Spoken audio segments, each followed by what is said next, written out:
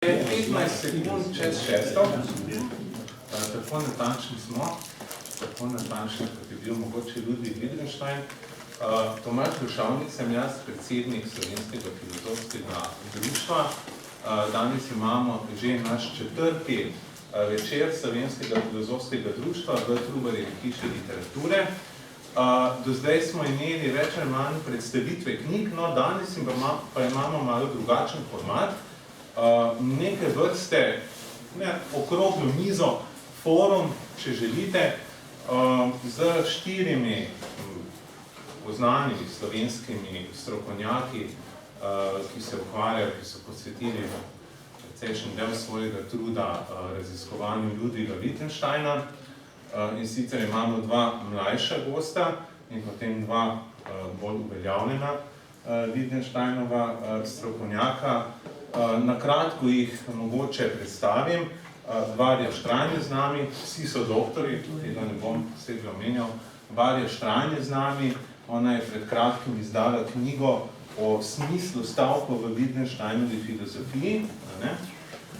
Potem imamo Urha Veleta, ki se je ukvarjal z metodologijo in metafilozofijo pri Wittgensteinu. Potem imamo Boruta Cerkovnika, Proti meji smisla, Wittgenstein in logično-filozofski traktat, sem se približno ogledal.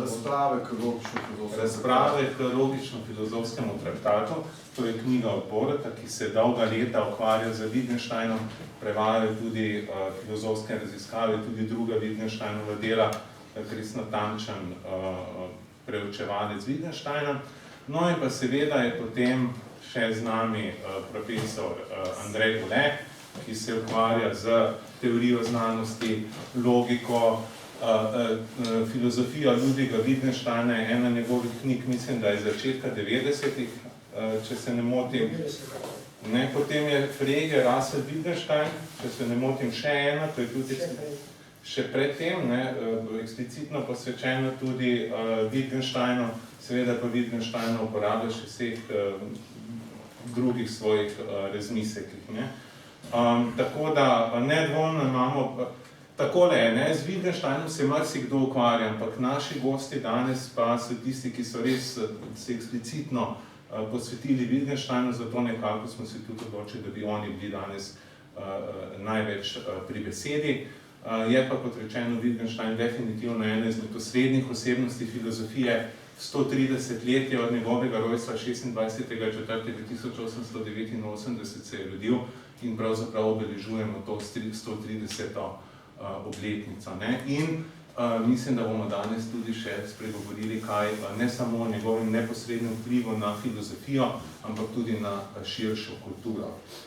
Zdaj pa bi besedo kar prepustil našim gostom, vas pa seveda povabil k poslušanju in potem na koncu seveda povabljeni tudi k debati. Jaz začel, glavnem Ludwig Wittgenstein, po moje je neka zelo zanimiva stvar pri njem ta, da je pravzaprav zasnoval 2 filozofiji, ki vsaj po neki standardni interpretaciji, pa tudi po nekem uveljavljenem mnenju, v bistvu nimata ena z drugo veliko skupnega, oziroma bolje rečeno, druga filozofija, kasnejša, je pravzaprav ostra kritika prve filozofije. In ne samo, da je ostra kritika, lahko je rekli tudi, da je konstitutivno za njegovo pozno filozofijo ta kritika zgodne filozofije. Zdaj, kot vemo, njegova prva filozofija je objavljena v knjigi Logično-filozofski traktat, ki je šla leta 1922, če se ne motim. Čeprav je bila končana v bistvu že 1918. Je pa pri Wittgensteinu tudi to zanimivo, da on ni nikdar študiral prav zares filozofije. On je v bistvu bil inženir po izobrazbi, ki pa se po neki igri naključi leta 1911 znašel pri Russellu in pravzaprav začel pri njem študirati logiko. In potem praktično je 3 leta študiral pri Russellu in v bistvu že leta 1914 pa je pravzaprav šele začel pisati te zapiske, ki so potem išli kot ti, kako se že imenuje, think tank. In praktično njegova pot ta je šla tako, da v bistvu lahko rečemo, da se je od 1912 do 1914 ukvarjal pravzaprav samo s teorijo logike, potem pa se je to raziskovanje razširilo tudi na neko teorijo jezika in to znamenito njegovo slikovno teorijo jezika, ki pa je potem se še to vse skupaj se pa je razširilo tudi potem na neko teorijo znanosti, matematike in pa tudi etike in estetike. In praktično Wittgenstein je zapisoval te zapiske, iz katerih je pa potem v bistvu med Prvo svetovno vojno, tako rekoč na fronti, jih je potem kondenziral v neko tako obliko, ki je zdaj značilna za traktat, se pravi v te kratke, kategorične, vehementne stavke, brez neke argumentacije, brez nekega konteksta. In po moje je to tudi ena velika težava razumevanja Wittgensteinove filozofije, ravno ta forma in pa to pomanjkanje konteksta.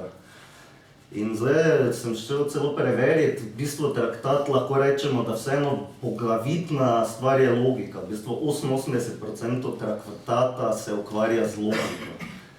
In v bistvu lahko rečemo, da Wittgenstein tam razvija neko formalizacijo logike. In bi profesorja Cerkovnika vprašal, če nam lahko malo razloži to odzadje te...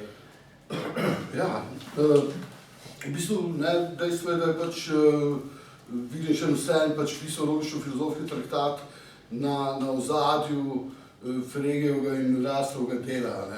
Mislim, ta, bi rekel, del te zgodbe je pač ta slavna, recimo, mantra zgodne analitične filozofije, da je pač gramatikalna oblika stavka lahko zavajajoča in da treba zdaj najti neko logično obliko stavkov.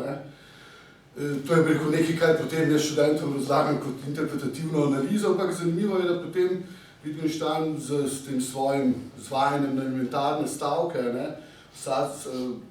vsakega stavka izvede na nek način tudi regresivno analizo, se so potem elementarni stavki na nek način arhe za vse ostale stavke, ker pravzaprav so vsi stavki po Wittgensteinu resničnostna funkcija elementarnih stavkov. Elementarni stavki so pa resničnostna funkcija sami sebe. Sami kažejo svoje pogoje resničnosti. Hkrati pa seveda je tudi na nek način dekompozicionalna, ker tam znotraj tega te kompleksi razpadejo na svoje lastne opise in tako naprej. Kar je pomembno, vidim tukaj, bi rekel, neko zgodbo, ki je nekako lahko rečem, da poudaril bi neko bistveno razliko, recimo od rasla tukaj, bi morda poudaril.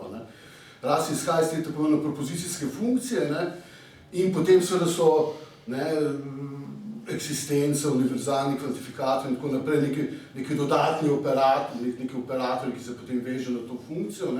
Ko Wittgenstein izhaja dejansko iz singularnih stavkov in, kar je, bi rekel, kontraverzno še zdaj, in do nobenem ni do konca tega še razjasnilo, ima celo idejo, da se da, bi rekel, izraziti skozi elementarne stavke, skozi neko kompozicijo elementarnih stavkov, tudi kvantificirane izraze.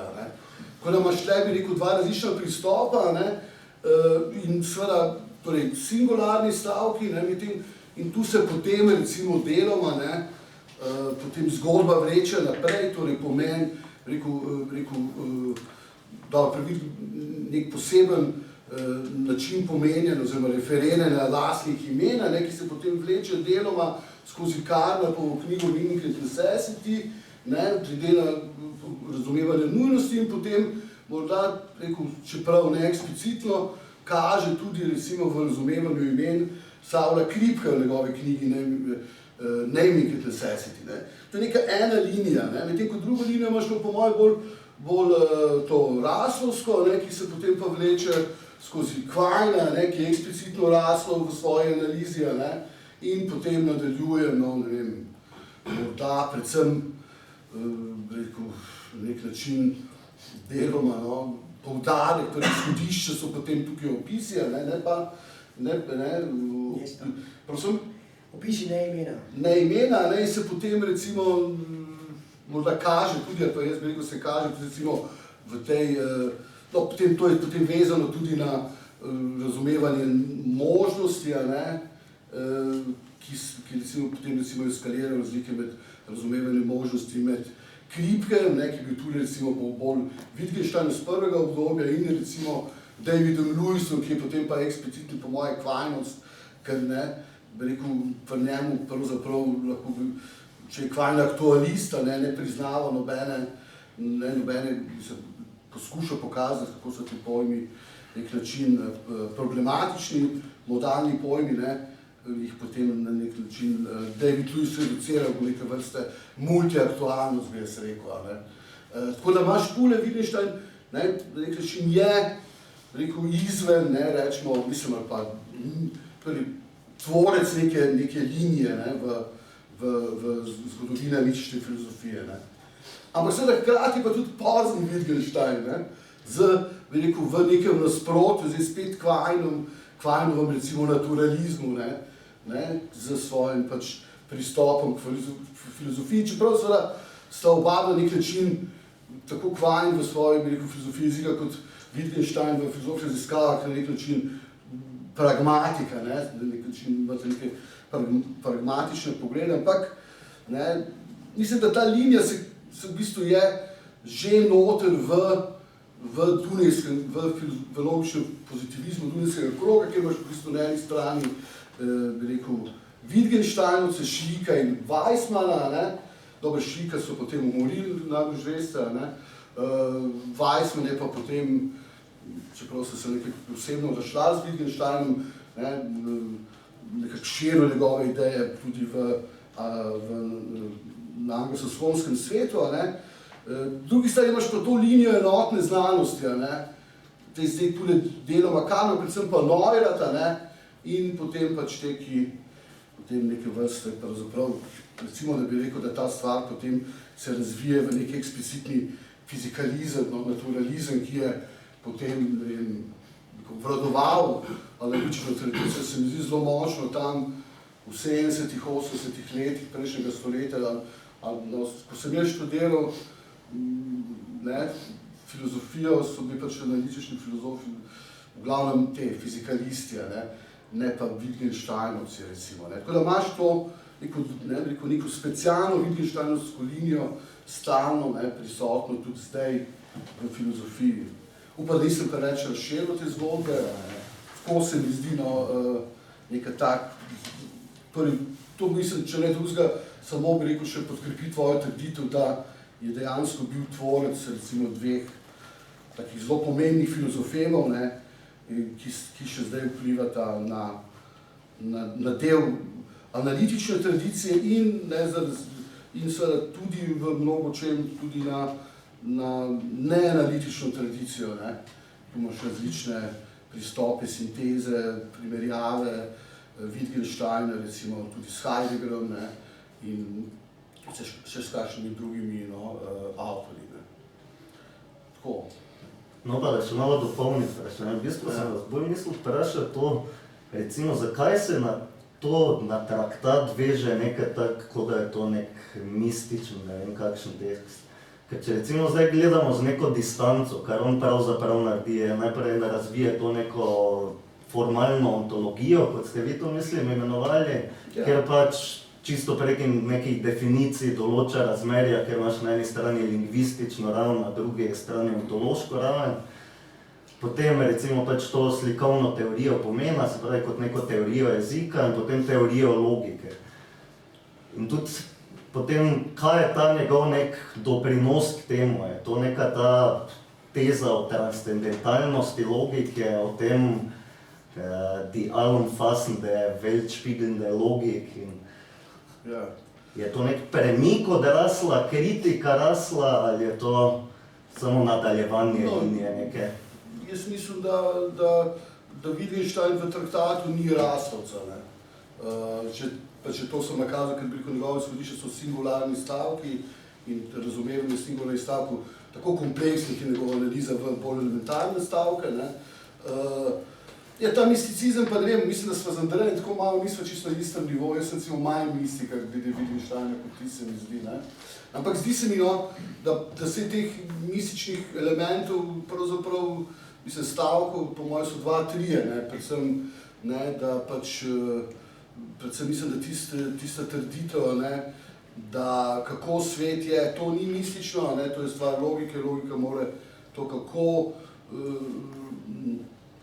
razložiti, ne, medtem ko seveda da svet je, da je tisto mistično, ne, ampak to pravzaprav tudi na nek način odvoji delo filozofije od nečesa drugega, ne, mislim, morda teologije in tako naprej, ne.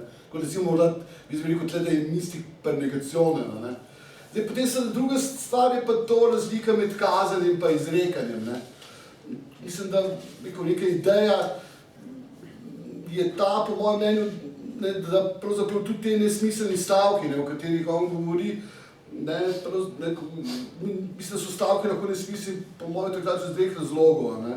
Ali so res, bi rekel, pure nonsense, ne, tako, bi rekel, džiber in kaj takšnega, ne, ali pa se skušajo povedati to, kar se zgolj kaže, ne, v njih samih, ne.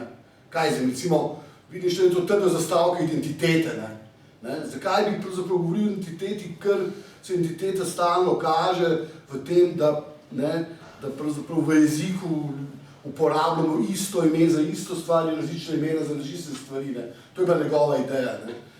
Problem se, da je potem to res formalizirati, mislim, da je Hindiga veliko o tem pisal, pa sem imel potem neko šibko tezo, pa močno tezo. To je moja, mislim, čisto osebno, no, ne vem, to se potem veže na to operacijo, ne, tako ne bom šel v podrobnosti, ne. Tako da, ne, zdaj, jaz vidim ta misticizem bolj per negacionem, ne, torej, ne, da ne govorimo o tistem, o čem ne moramo govoriti, da se parafraziram, ne, to tezo, ne, mislim, da pa morda ima pa Andrej malo drugačno mišljenje, ne. Jaz bi rekel, da Wittgenstein je vedno bolj mističen, ampak o tem ni več govoril, ne. To se dejansko samo kaže skozi cel tekst, ne. V traktatu je bil še malo naivn, rekel je še tudi govoril o mističnem, ne, čeprav je sam sebi na koncu prepovedal, ne. Na koncu traktata se konča o neizrekljivem se je treba molčati, ne, ampak ni molčal, ne, ker malo pred tem traktatu o tem kar nekaj govoril, ne. Zdaj ni bil sam sebi konsistent, ne. Ampak kasneje, saj tukaj ga jaz sledim, je on o tem neizrekljivem je dejansko samo nakazoval, ne. In ga je zelo težko, če nisi pazljiv, tega sploh ne opaziš, moraš biti zelo poglobljen, da to nekako ti sploh šajne, ne. In potem se seveda spravi, da je Wittgenstein je hud, ne. Potem je echt mistik, ne v tistem ekstatičnem, ne, v tistem, da dejansko skozi narobu, ne. Celo baratanje z jezikom je izraz njegove, ne vem kaj, transcendentalnosti bi mogoče lahko temu rekel, ampak jaz zdaj preveč govorim, Wittgenstein bi rekel, da je to človek, najbolj še, nekaj moraš reči. Ampak je tako, Wittgensteina brati sam kar tako, ne, da so to neke izjave v jeziku, ne več od tega, ne. Je treba iti iz tistega, kar je v traktatu nastavljeno, pa se povleče naprej do konca.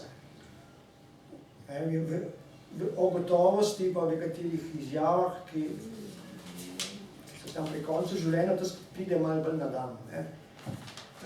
Ampak to se vidi, da je ta stalna napetost med izrekljivim in neizrekljivim je bila konstanta, ne. Pri njej, tukaj je država, ne.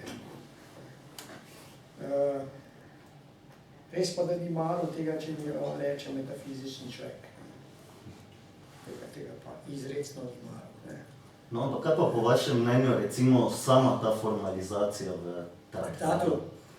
Ker recimo bral sem, da bi lahko to... To je zelo malo, ne. Tista formalizacija se na koncu steče, ne, na to, da se da čisto vso logiko in vse, kar je logično, izvesti z eno samo logično prav funkcijo, ki je neka posplošena negacija. To je ideja, ki jo je paralelno odkril že Peirce, ne, še celo pred Wittgensteinom, pa še ene dva, Ligot, pa še en, ne, da so ugotovili, da je jedro vseh logičnih pravic pravzaprav ene vrste negacija, ne.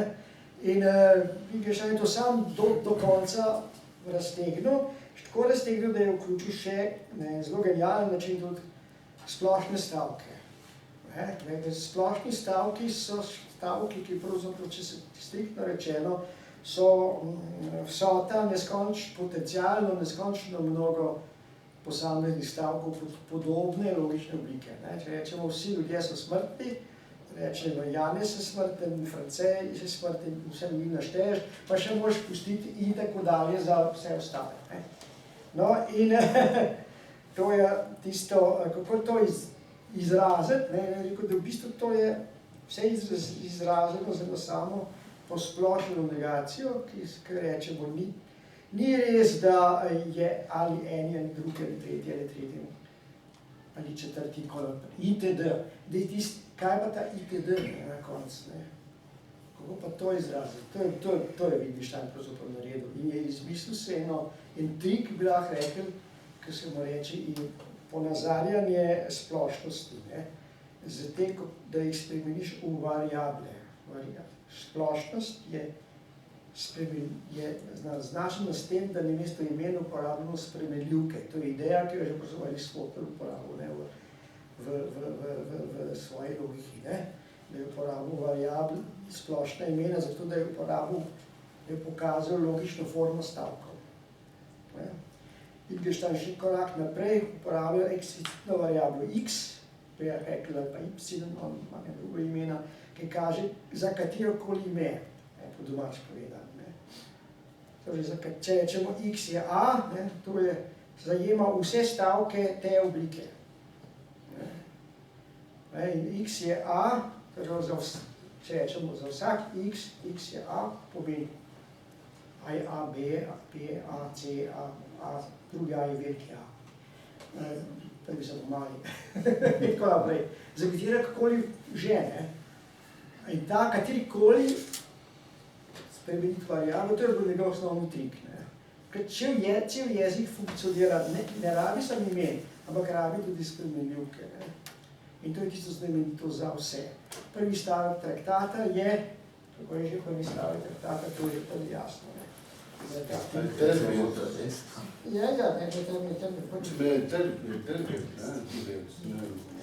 Tretji stavek smo se spali, če je dergres. Mislim, da prav, da se vidi vsi. Ti veli stavek smo se spali. Svet je vse, kar se primeri, ta vse.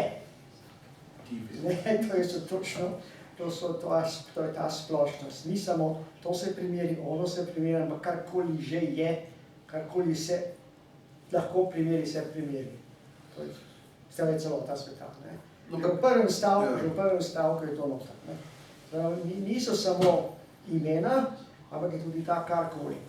Ja, pa pomembno je, da je že v singularni stavki ta splošnost. Že v singularni stavki, ker vsak, in tu če rečemo Andrej je bolan, če implicitno reče Andrej je bolan, za drugi ostali pa niso pomembni.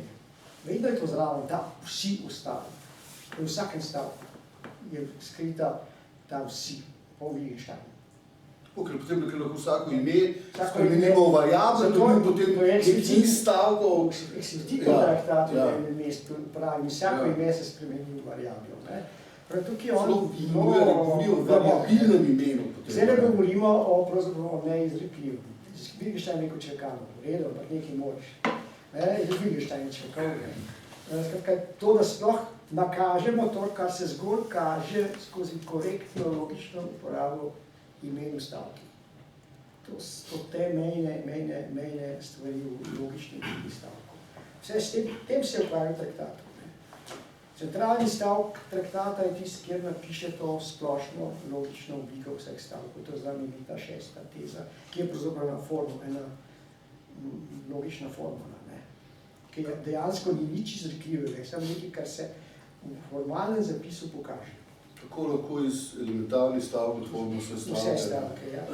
Ampak hkrati pa na nekem prejšnjem mestu pa neformalno zapiše splošno obliko stavka, kot splošna oblika stavka je, z nečim je tako in tako. Torej imaš z nečim, torej neko referenco na nekaj, kako je, in še trdiš, da je tako. To bi rekel, da vsebuje vsak stavek. Tako da bi nekaj, če imaš ta formalen zapis, se mi zdi, je formalni zapis tega neformalnega stavka nekje iz sredine traktata, mislim, da je 4,5, meni se zdi. Še že trdo, Ja. Tlele smo zdaj na meji tega, ali zgrnimo v prepad traktata, kar je zelo težka zadeva, ne bi to zapeljal, čeprav je zelo zanimivo. Ali pa gremo malo naprej. Gremo. Jaz bi mogoče samo še to vprašala, ne, da se ne spuščamo ravno mistiko, ne, ampak vseeno, kako pa pol pri Wittgensteinu, kako naj mislimo pol to dvojnost, ne, po eni strani je logika, ne, zelo intenzivna, ne, že od vsega začetka, ne, že odkar je pač prišel Krasnov, ne, po drugi strani pa ta mistični konec traktata, ne, kako to razumeti, če storjajo. Veš kaj, zato je treba mogoče malo gledati druge zadeve, ki jih Wittgenstein še na trosu, ko je traktat nastajal. Zato so zlasti ti njegovi vojni dnevniki, ne, iz leta 14 do 16, pogovori z Murom, pa dopisovanje z raznimi ljudmi, že v času nastajanja traktata ali pa potem, kažejo na to, da je bil to dejansko s tem se je blazno kopiral. Kaj bi rekel, etično transcendentalno, zadeva centralno za Wittgensteina temu bilo res, da so vojne izkušnje neposredno vplivali na njega. Včasih, ki bereš njegove stavke iz vojne, prav čutiš, da je to vmes med dvema ofenzivama ali pa kar med ofenzivo nastalo. Tak stav ne more biti napisan po normalni pameti, ne more biti izredno okoličen. S tako koncentracijo in s tako etično zaostrenostjo mora biti. Wittgenstein je bil znamenit po tem, kako on na fronti deloval, da se je dobil križce za pogum. On je šel na fronto, se postavil daljnogledom, vsi drugi so se skrivali, pa so šel iz jarka, daljnogled, ko je pa ukazal to polno postrelati.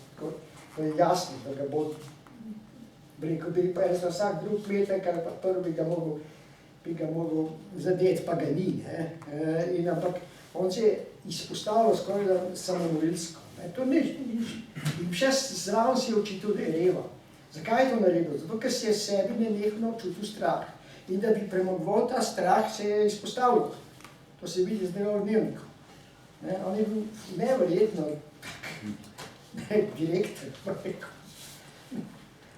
No, morda glede, ko si zdaj to fronto omenil, morda tako malo za intermenco, morda kdo še ne ve, ampak v teh skritih dnevnikih, ki so jih, mislim, da so bili objavljeni Turi in Tkant, ne, v Avstriji sem, Turi in Tkant, no, ker se ni važno. Ker se kaže, če beremo te skritih dnevnikih, da enostavno se ni razumel z svojimi soborci, zdaj sem recimo banani, veliko so pil, zanimali se stvari, ki njega niso. Edino en človek je, s katerim se je pa razumel in v teh skritih dnevnikih piše, da je bil to Slovenec, ne vem, če veste, Vojislav Mole. Kaj je on slikar? Ta je eden od osnovalcev naše umetnostne zgodovine. Vojislav Mole in na nekem mestu, potem sem zdaj pred kratkim bral, potem blazno se boji, da bi ga zgubil, in potem piše o tem, ali se mu je zameril ali ni. Tako da, predstavljam si, da sta imela edine smiselne pogovore za Wittgensteina, da je bil on edine smiselne pogovore zgolj z tem našim Vojislavom Moletom, ki po mojem, ki je bil pa seveda razgledan in ko se je ukvarjal z umetnostjo, tako malo. In sem celo najdel, vem, da obstaja v Wittgensteinovem arhivu v Innsbrucku, mislim, da kartica, ki je poslal Mole njemu. Sem seveda nisem pa šel še v arhiv, da bi preveril, kaj piše noter. Če smo pri traktatu, jaz mislim, da vseeno ne moramo mimo tistega slavnega paradoksa na koncu. A zadnji stavek? Predzadnji. Predzadnji. Oziroma 6-5-3. Žal sem jaz vzel traktat, ampak... Kaj je to? Je to neka logična konsekvenca vsega skupaj ali je to nek samouničujoča poteza? Sprašujem predvsem zato, ker imaš tudi zdaj te interpretacije. Ampak ne sem traktata, tudi od dnevnikov pa vsega, kar je on takrat mislil. Če to imaš vse pred sabo, je to zelo sledivo. Se pravi, da sveta, kako že pravi, tisto, važi mešan se. Je tako močno, da ne možem ti citirati. Katero predzadnjo tezo? Predzadnjo, 5,54, 6,54. Ja. Orka mast. No, pa že treba pač odvrsti lesta, da bo videl svet pravilno, to je prvo, potem kot smo splezali po njega, ne? Ja. Ne, pa že da tisti, ki Eno je res. ki me je res bravo, ne, zares, potem morajo videti, rekel, neko, da so moji stavki nesmiselni, ne. Jih mora preseči, potem ko jih vidi, da so nesmiselni. Ja, in da potem bo videl svet pravilno, ampak Potem še ne vidi svet Ja, pravilno, ne. ja. Ko boš ugotovil, da so Ja. moji stavki tega traktata nesmiselni. Ampak jaz mislim, da on razume ta nesmisel v tem drugem pomenu, ne? Da govori o tem, kar se sicer v jeziku zgolj kaže. Ne? In potem tudi zadnja teza na nek način podkrepi neko njegovo... Ker on ima zinlost pa unzinik. Ne, dobro, ampak jaz mislim, da imaš zinlost so pač tautologije kontradikcije, ne? Unzinik so pa, se mi zdi, tudi imaš dve vrste unzina, no? Ko sem prej omenil, ne? Zdi se mi, da pravzaprav, ne, zdaj, če bi bil, jaz mislim, da če neko pravi, ne, nekje na začetku vojnih dnevnikov, mislim, da vidim še nekje pravi, da, če se prav spomnim, da mora Rojka skrbeti sama zase, ne. Prvi stavek je to. Prvi celo, ja, ok, hvala, ne. In da potem, a veš, ta intenca njegove po moje bila na nek način vzpostaviti nek takšen, ne, pa kazati, nakazati, kakšen bi mogel biti jezik logike, da pravzaprav ne bi govorili nesmislov, no.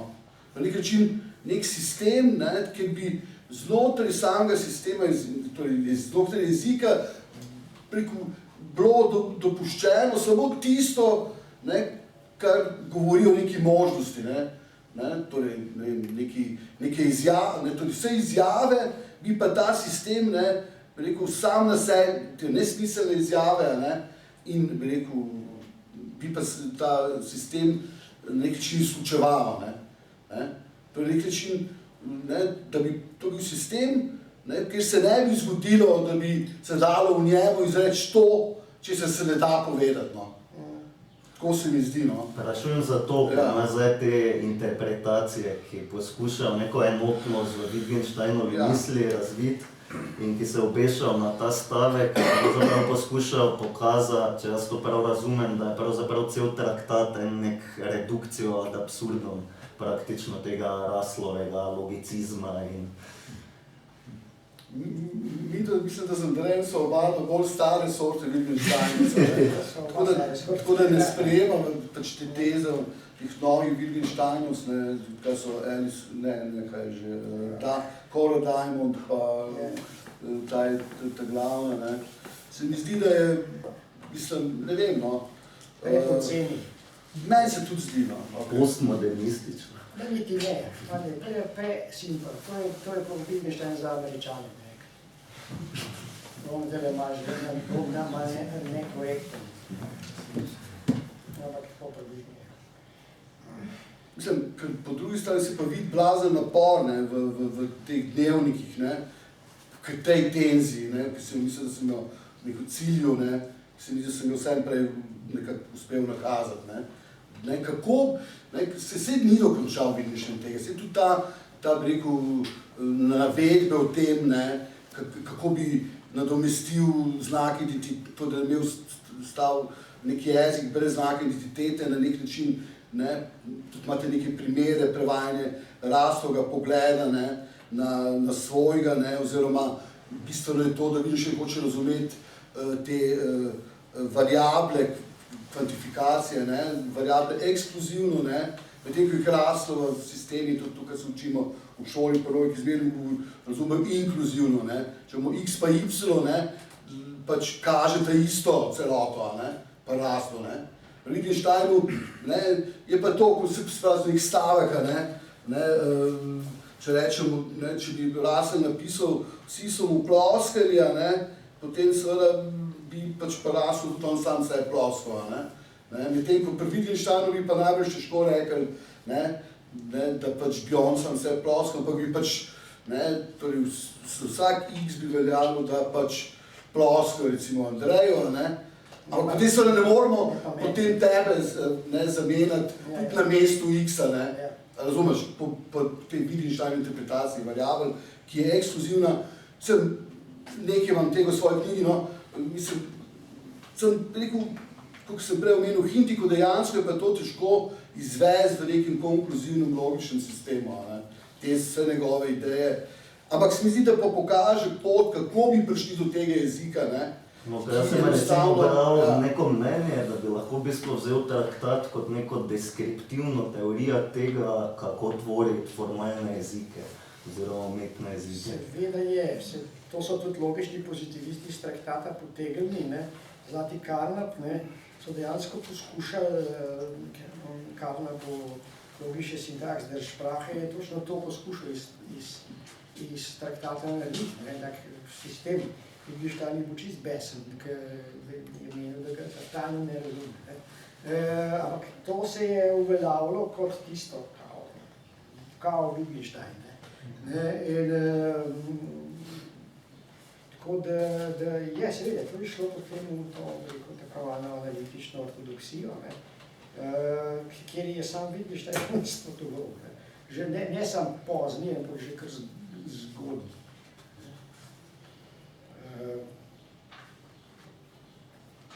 No, tukaj je še veliko stvari. Zato je pa to bolj zanimiv tisti tako zvani srednji, zlasti zgodnji srednji Wittgenstein. Zato je treba iskati, zakaj vendarle je pa Wittgenstein v takem vehementnem zaključku traktata, ko je izgledal, kot da je rešil vse probleme, se spet vrnil k filozofiji. Kaj vendarle so pa motivi, razlogi, povodi za to, kje se je stvar zalomila. To tudi veliko pove seveda o mejah in o traktatu samega, ki so bile spregledane, ki jih sploh niso videli pozitivisti. Wittgenstein pa seveda jih je. No in če gremo zdaj k tej Wittgensteinovi kritiki traktata, kaj bi rekli glede tega, da je to bila neka odpoved celotnemu projektu? Ne, ker recimo naš mnenja, da je to bilo progresivno je došlo. Začetka je šli samo mali popravki. Potem je pa videl sam, da te mali popravki niso zadosti, da je treba vse na novo postaviti. In tukaj sta se tudi udarila z Weissmanom, ker Weissman je še nekaj časa sodeloval z Wittgensteinom, tem, da boste napisali novi traktat, popravili, celo začela sta ga pisati. Obstajajo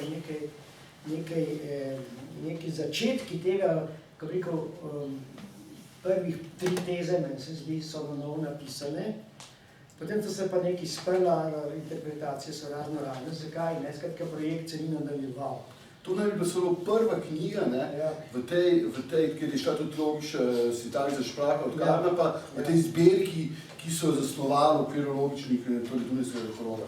Zdaj do te prve knjige ne bi to potem ni se posvečilo, to je ena od mnogih Wittgensteinovih nedokončanih del. Nobena knjiga ni potem več dokončana. Ničesar. Tudi traktat bi lahko rekli nasilo dokončan, ker je Russell tako rekoč prisilo, oziroma založnik, Engelman, so pritiskali njega, pa vendarle pošli karkoli. In Wittgenstein nekaj poslov, kar je sam menil, da je skar pucalo. Za njega nobena delo ni bilo dokončano, koliko bi morali dati. Se naj bi še dopolnjeval traktat, ki je bil dokončan in pošiljal še kar naprej, polnice. Še to je to, ja.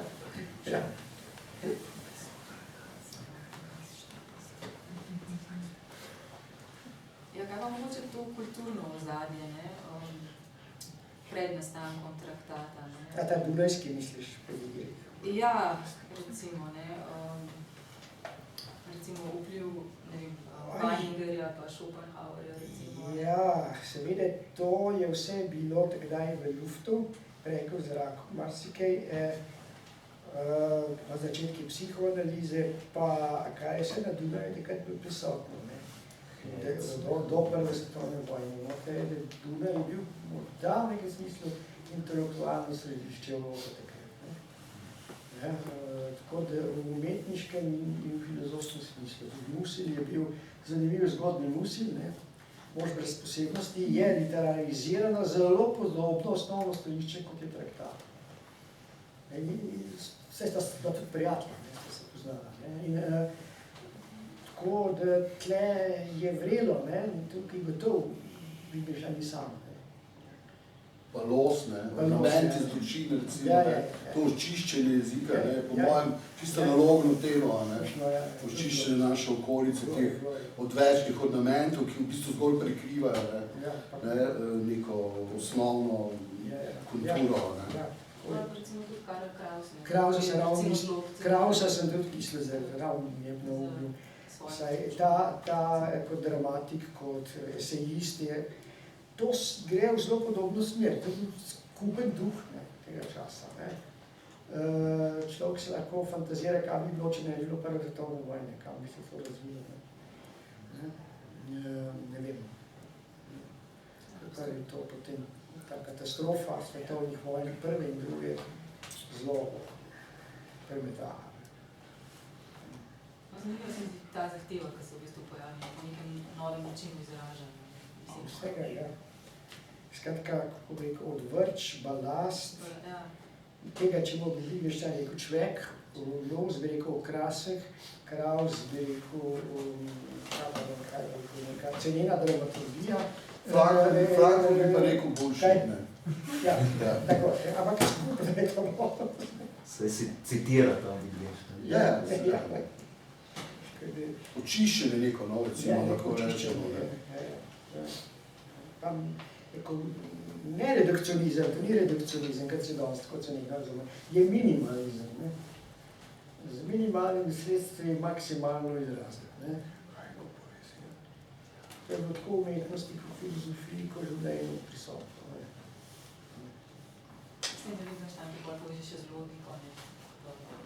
Ja. Pa tudi z mehaniko, recimo, mislim, da je to kaj. Ja, on je bil sploh mehanik po stroki, ne? Wittgenstein je doštudiral mehaniko.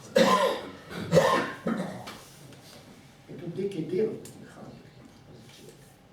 No, dejstvo je, ne, da je pač, da mi je naredil patent za ta, no, kaj je že, ne, ta, kaj so že te, no, reaktivni motor, ne. Ja, prvi načrt, ki je celo delujoč, da je bil delujoč, je Wittgenstein. Reaktivni motor. Pred prvo svetovno. Pa obstaja še nek Wittgensteinov paradoks, ne vem, če ste videli tam, če boš neko palco, če upneš na neko točko, ne,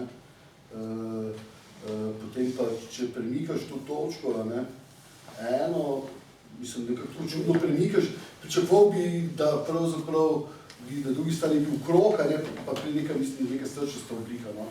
Mislim, da če bi v Google vtipkali Wittgenstein's paradoks, imate tam nek takšen, pa nek mehanični paradoks, no, recimo temu, tako, ne. Ja, se je veliko celo narisal. Ja, mislim, Take že ja, nekaj takšen, ne.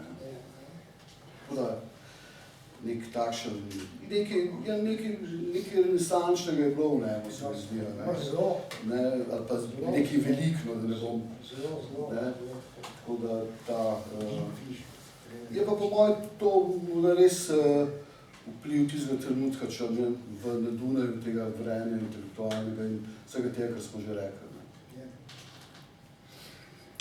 No, če potem gremo dalje, Wittgenstein se pravi 22. objavil traktat, potem pa se praktično v bistvu ni ukvarjal s filozofijo 7 let.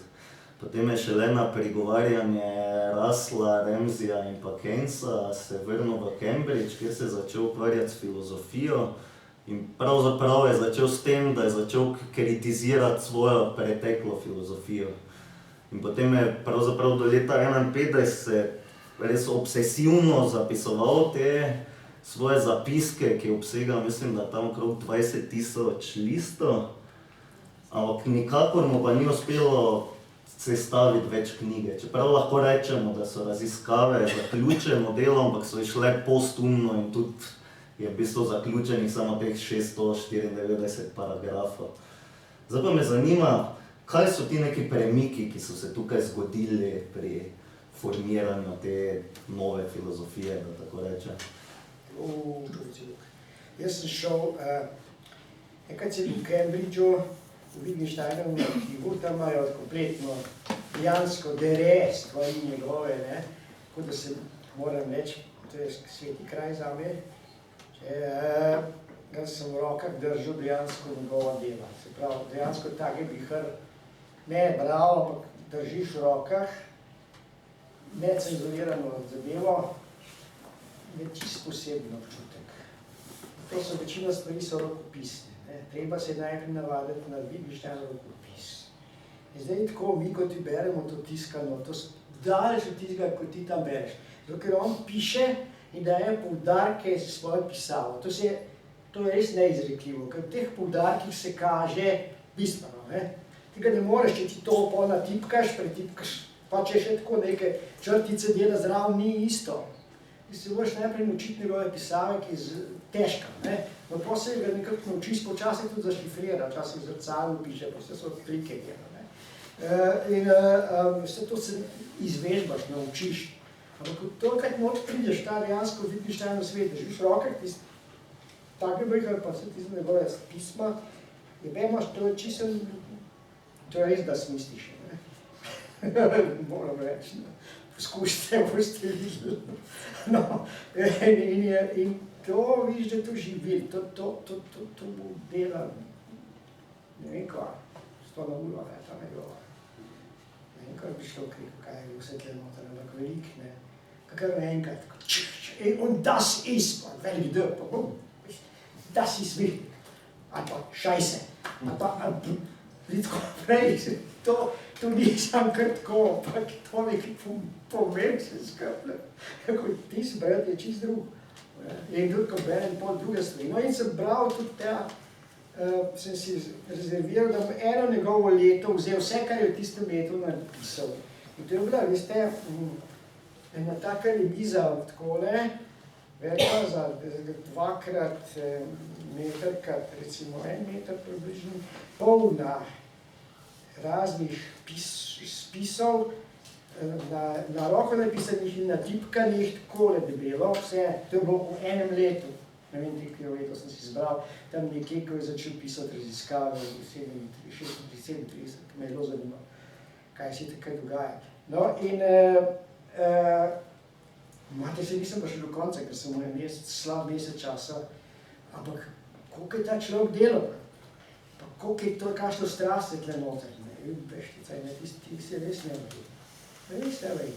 In vidiš tam razumeti, moš vidiš kam v arhiv, se vse se naučiti njegovega pisanja, to živeti z njim, pol mečki zavohaš to, da smisliš, da vidiš, da je to res. Zdaj zaktivimo nazaj ta prihod, več faz. Prvo je bilo na vidu zelo minimalna stvar.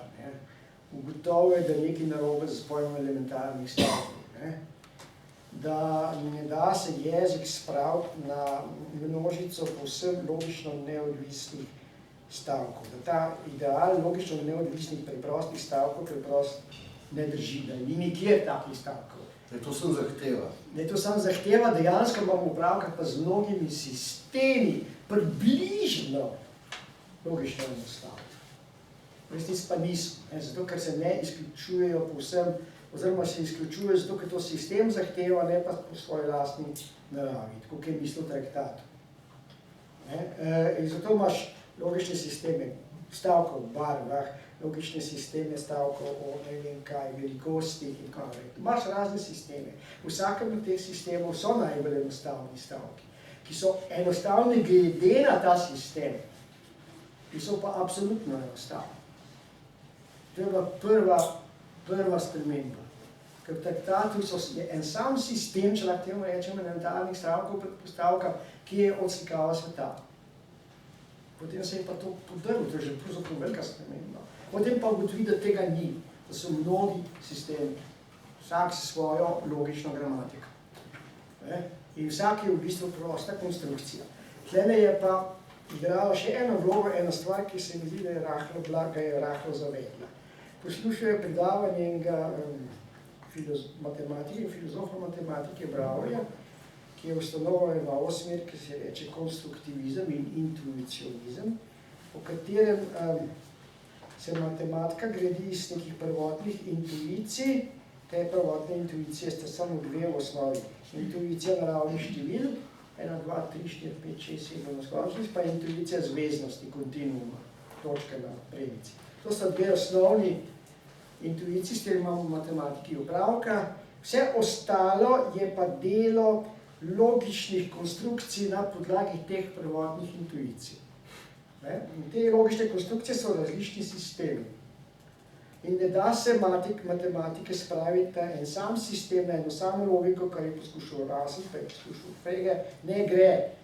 To je Wittgenstein poslušal in ga je tisto pretresel, ker mu je podrlo center njegove ideje, on je mislil, da se da vsa logika spraviti na eno logično operacijo in matematika na logiko. Matematika, ne samo, da se izpelje z logike, kot pri Russellu, ampak je samo druga oblika logike v traktatu. Zdaj pa Bauer dokazoval, da to ne gre. Dokaj vehementno. In Wittgenstein to strahovito pretresel. To je bila druga točka, ki se mu dobesedno zelo potrla tla. In to je spremljalo se življenje, da je v bistvu postal nekaj vrste konstruktivist. In zdaj tle pa mislim, da je malo dal zapenjati Bauerju, zato ker dejansko ne sledi ta zahteva se matematika ne da nikakor logificirati, enostavno je pretiravanje Bauerja. To so danes mi.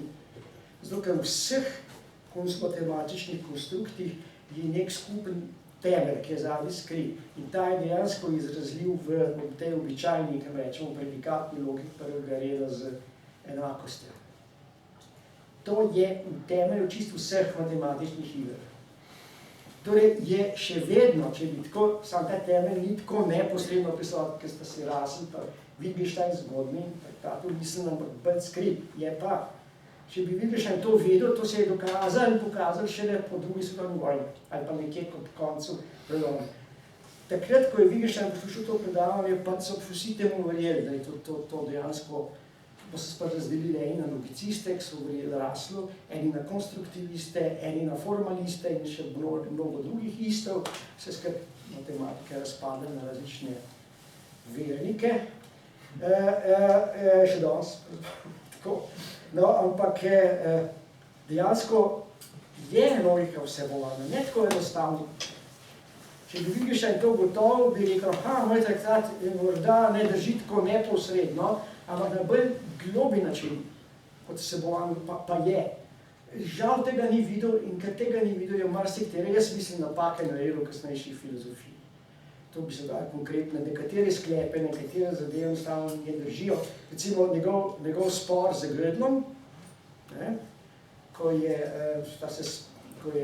ostro kritiziral Gödela, to je bil pač morda največji logik po Aristotelu, morda še Frege vmes, ampak ti trije so recimo Aristotel, Leibniz, Frege in Gödel, to so štiri veliki. In Gödel je čisto velikanski dokaz naredil o nepopolnosti, logični nepopolnosti matematike, spet gre v bistvu korist Bauerju, da se pač ne da vse matematike dokazati, da so matematične resnice, vedno so matematične resnice, ki so v principu nedokazljive v kakšnem logičnem sistemu. To je dokazal, pa zelo, kako to dokazal. No, Wittgensteinu je strašno oponiral, strašno so prednjeval, ampak si vidi, da ni razumel Gödela v bistvenih točkah. Zakaj ga ni razumel? Med drugim tudi zaradi tega, ker je imel tisto sled svojega razumevanja Bauerja super konstruktivistično in je ni videl nujnosti logike vse skupaj. V bistvu so sami, da je logika zdaj samo ena od matematičnih iger oziroma konstrukcij, kot so vse druge. Logika ni samo ena konstrukcija. Je nekaj bolj bistvenega. Tega ni nikoli vzel. Pa ravno pri Gödelu zelo pomembno. In še na par mestih se da ugotoviti, da je Wittgenstein malo zaneslo.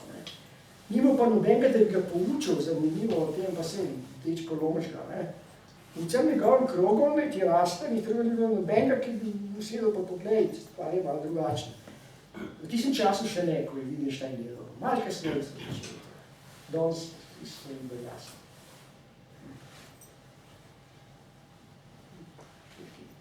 Kaj je pa še prišlo še marsikaj nekaj, ki je vplival na njega, so bile tudi, bi rekel, eksistencialne zadeve, to je še vojna, druga svetovna vojna, vse so življenjske zgodbe, zgodba z Rusijo, majko, kaj vse počne. Mal bi se v Rusiji izgubil. In je bil že na tem, da bo v Rusiji ostal, ker mu je Stalin ponudil mesto šefa v akademiji, mesto šefa za vso filozofijo in logiko. Pa je dobesedno ponudil. In posel ga pa rekel, ne, jaz hočem biti sam preprost poradnik. Rad bi bil, Tolstoj je bral, jaz bi bil rad samo malim kolhozom. Pa sem ga postavil en kolhoz, taj Wittgenstein tako sam razlagal. Potem mu je ena babuška v kolhozu rekla, oj, tovariš Wittgenstein, sem slišal, da ste filozof pa logik, jaz smo pa dobili nalogo, da moramo vsi v kolhozu preučiti Heglovo logiko, pa čisto razumem. In on pa pravi, joj, če pa to treba, pa bom pa znoril, to pa ne. In je Bojda, to ga je odneslo z Rusije. Bojda, ko je sam razlagal, jaz temu ne verjamem, mislim, da sem ga zadev rahlo bolj kompliciran, ampak vsekakor z nečem ni bil globoko zadovoljen. Je šel na vso srečo ven nazaj, kot da smo ga ohranili. Zahvalil. Marsikaj je še vplivalo na njega, da je postopoma vedno bolj se pomikal v nekaj, čemu rečem teorija življenjskih oblik. Jezikovnih in življenjskih oblik.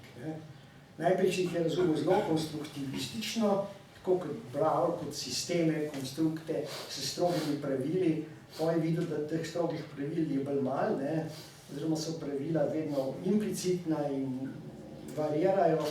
Pa se je Igor Gewiss že po koncu logično razumel, ko se je še temu odpovedal, pravzaprav ti pravil ni več, je samo nekakšna gotovost, nedvomnost, negotovost, nekakšna nedvomnost, ki spremlja delovanje v določenih kontekstih.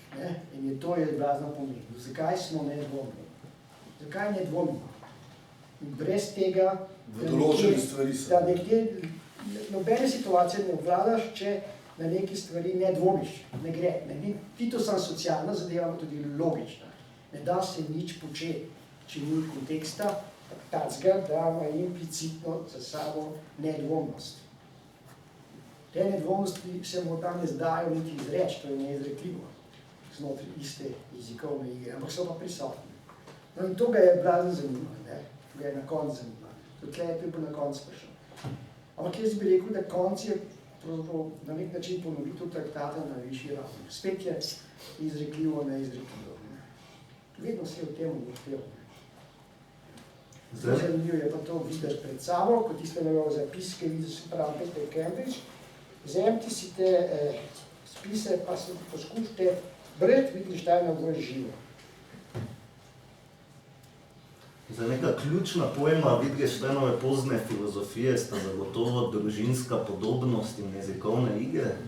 Pred kratkim se naletel na nek članek, ki trdi, da sta pravzaprav ta dva pojma oziroma ta dva koncepta neka osnova teh računalniških programov, ki se imenujejo Natural Language Processing. In da praktično Google Translate je po mnenju tega avtorja kot neka materializacija Wittgensteinove filozofije, ki jo dokazuje. Pa bi vas to izval profesor Cerkovnik, ki me je prišlo na uho, da se ukvarjate z nečim podobnim. Mislim, ne vem, jaz mislim, da tule moramo razlikovati nekaj, kar, mislim, da je Haeckel uvedel to razlikovanje, to je eksplicitno, takrat, ko je bil še skupaj z Bakerjem, z njim neko, bi rekel, delovanje v skladu s pravilom in sledenje praviloma. Tule se mi zdi, da je neka bistvena razlika, torej nek način lahko vsako delovanje uskladimo s pravilom, vidimo, da je nek način, kako bi rekel, regularno. Ampak seveda, zdaj, regularno zaradi, ne vem, neke statistike, nekega velikega vzorca, ali pa je pač regularno iz tega, da pač, ne vem, kakor pri ljudeh, sami ljudje, recimo, delujejo iz pravila, ne pa, rekel, da se na nek način ne, lahko rečemo, da tudi, ne vem tako, nekje, rečemo, kaj neka mravlja, ne, mislim, ne, deluje v skladu s pravilom, ne vem, te nekaj sem bral, mislim, da David piše o tem, kako pač ta neka, kaj so te puščavske mravlje, ne, takoj, ko najdejo hrano, se obrnejo, ne, direktno proti svojemu pač domu in šibajo tja, ne. Zdaj, ne, ali zdaj te mravlje delujejo, ne, sledijo nekemu pravilu, ali pa pač to stroj, ne, tako narejeno, torej njihovo ustrojstvo, ne, tako da pravzaprav, ne, se obnašajo sicer regularno, samo neregularno iz sebe kot neki akterji, ne, kot smo pač mi akterji nekih naših intencionalnih delovanj in tako naprej. Tule bi jaz rekel, po moje se ne bi strinjal, ne, pač te bi rekel strojno prevajanje, ne, je pač, mislim, da v glavnem zasnovano na tej Bayesovi formuli, ne, vhodnih, izhodnih podatkov, ne. Ampak to gre bolj za to statistično analizo konteksta pojavljanja. Tako je, mislim, ne, pač, se pravim, ta Bayesovska verjetnost, ne, več kot ene teh, rekel, teh,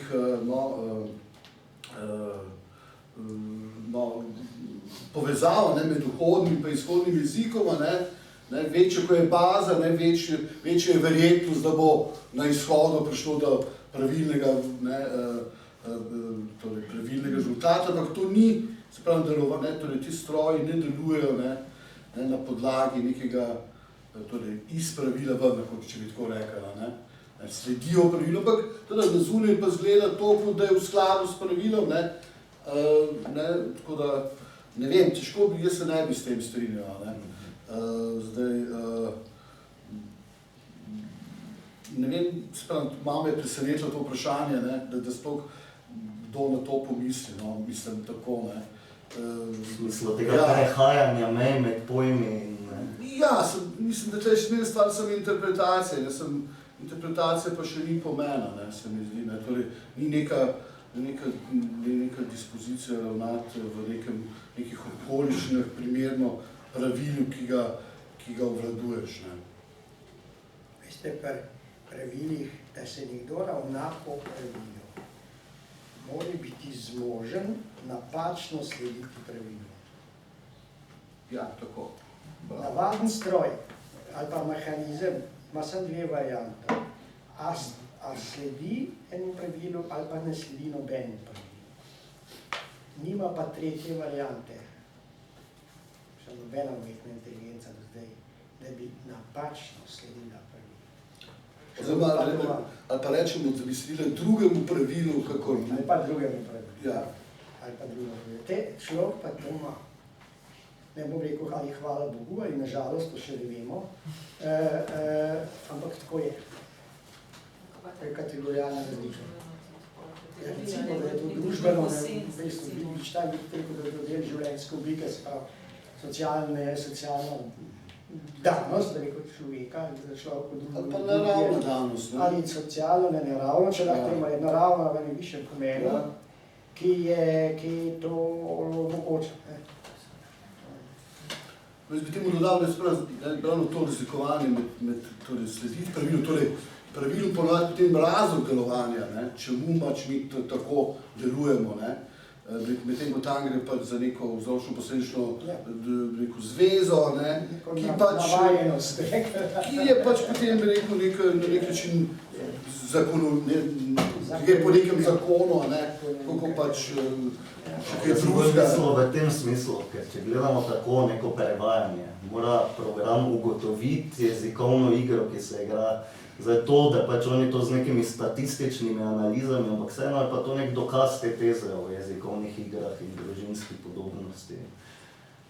Da jezik na ta način deluje, da lahko ena beseda v različnih jezikovnih igrah in da pojmi nimajo zamejenih mej. No, sem to po moje vzeto iz tega, da pač enostavno to, kar sem pri strojnem prevajanju, to pač stvar tega, da pač je ta pač jezik takšen, ki izvor te bi rekel, različnosti, kontekstualnosti, pač naš jezik, ne.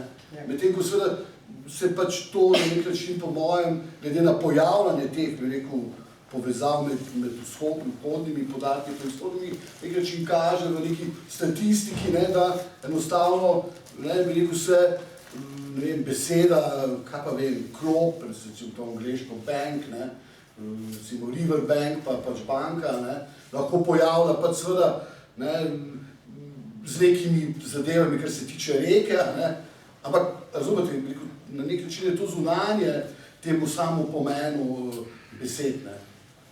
Ne vem, Andrej... Ja, je nekaj na tem, vem kaj hočeš, ne. Tukaj je pač ta temeljni problem, ne, kateri se tudi Wittgenstein skozi kar nekaj časa sta se zlasti s Turingom dejala, ali je možno, ali je lahko stroj inteligenten v resničnem pomenu, ne. Turing dokazuje, da na vse načine, Wittgenstein ne, samo eno zgodbo povem, kaj je taka malo hecna, ne. Turing je bil totalno avtist, ne. To se pravi, za okolje ni dosti smatran. Enkrat Wittgenstein je imel predavanje v Cambridgeu, ne, in to na taki predavalnici, ki so tiste stopničaste, ne. In Turing pride, malo zamudi, ne, kot vedno, in pride na vrst stopnic in se spotakne. Slišal je, kaj je Wittgenstein govoril, nek argument, ne vem točno kaj že. Ga je tako prevzelo, da je pozabil, kje je, padel po stopnicah, cop na glavo, top se je razbil. Pride pred oder, prespreval. In Wittgenstein kot da nič ne opazil, govori naprej, tudi Turing ni nič opazil, ne, dvigne roko in začne ugovor. In ona dva začneta mirno dialog, ne, on bo skrval, Wittgenstein sploh ne opazi, začneta dialog, začneta smrtno resno razpravo o tej stvari, v kateri noben drug več ni imel pojma, ker hitro je šlo tako daleč, da je šlo čisto neko, ampak so bi kar začel coprani in sam gledali, kaj se dogaja. In tako približno je bilo ta skozi ta permanentni dialog.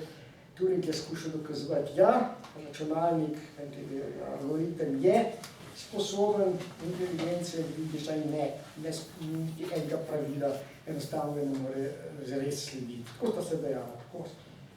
In šlo je dobesedno do krvine, kot vidite.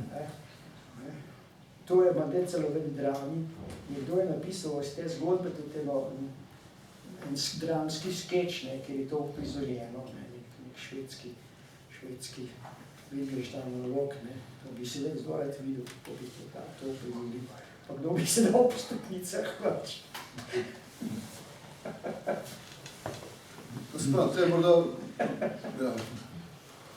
vprašanje tega, ne, je vprašanje ali zadost zgolj ta interpretacija, pa interpretacija, da to, da imamo pomena, ne. To je preko, to so se tudi dejali, se mi zdi, da se ima pač Davidson pa Dameta tam v 60-ih letih, ne. Recimo, preko Wittgenstein pravzaprav govori, da pravzaprav interpretacija ni dovolj, ne, za pomen, ne, sej, recimo, ker ta slavna teza 201, ne, iz Montažuhem govori točno o tem, ne, na neki točki moramo iti čez to, ne, uvideti, ne, ali sledimo pravilu, pa ne sledimo, ne pa ga nadaljne interpretirati. In se mi zdi, da pač, ne vem, te stroji pač enostavno stalno, recimo, interpretirajo, no, na podlagi pač teh, rekel, sistemov, ki so ugrajeni v njih, ne, nikoli pa zares ne pridejo do tega pomena, do tega obvladovanja teh uprav, lahko rečemo neko dispozicijo, da smo, ne, da v nekih okoliščinah sledimo pravemu pravilu, ali pa tudi ne pravemu, ne, ampak nekemu pravilu, ne, ki pač je primeren temu kontekstu. Ne. Zdi se mi, da je tudi pač, ne vem, ta bistvena razlika v tem, čemu, recimo, te intencionalnosti, to je delovanje iz razlogov, če se recimo stroji niso sposobni. Zdaj, recimo, pred kratkim sem naletel na nekega mislim, ameriški psiholog Michael Tomasello, ki mislim, da vodi celo neki psihološki inštitut v Leipzigu, in on se je očitno Wittgenstein in so tudi napisali pač knjigo, ne, da torej, preko pridobivanja jezika skozi pač učenje in rabo, ne, nekaj podobnega. Ne. In tam on je raziskoval šimpanze in ljudi, ne, te majhne otroke, tam stari 12 do 15 mesecev in odrasli šimpanzi, in ne vem, njegovi vidi so bile, ne vem, najbrž mislim, pravzaprav pod vplivom tudi vidiš, da je opazil, da ti majhni otroci pred 20-30 meseci so sposobni uvideti intenco, ne, delovanja v drugemu. Ne. In to omogoča potem tudi, bi rekel, naše skupne intence, ne, torej čemu nekaj počnemo in tako dalje, medtem ko recimo odrasel šimpanz pa bi rekel zgolj ponavlja, ne, to, kar je, posnema to, kar je videl. Ne. Tle razlika, tako da bi jaz rekel, da pravzaprav tle je podobna razlika kot recimo med stroji pa med ljudmi, pač on nekaj računa, gre za neko vzročno posledično zvezo, tle pa gre pri ljudeh recimo za nekaj več, recimo to delovanje iz razlogov, ne pa zgolj na podlagi nekih recimo zakonov, ne, vzročno posledičnih. To bi bila neka taka bistvena razlika, ne, ki je Wittgenstein izpostavlja. Recimo v Untersuchung ga nekje tam okoli paragrafa 180, potem ko hoče razložiti, kaj je razumevanje, ne, on pač razume razumevanje kot stanje, ne vem, naših možganov, naše zavesti ali česa podobnega, ampak razume razumevanje kot neko sposobnost, da ne, znamo v določenem trenutku, ne, v nekih določenih okoliščinah slediti primernemu pravilu.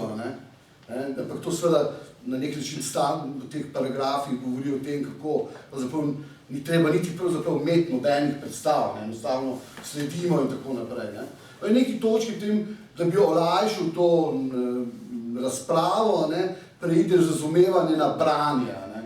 Ne.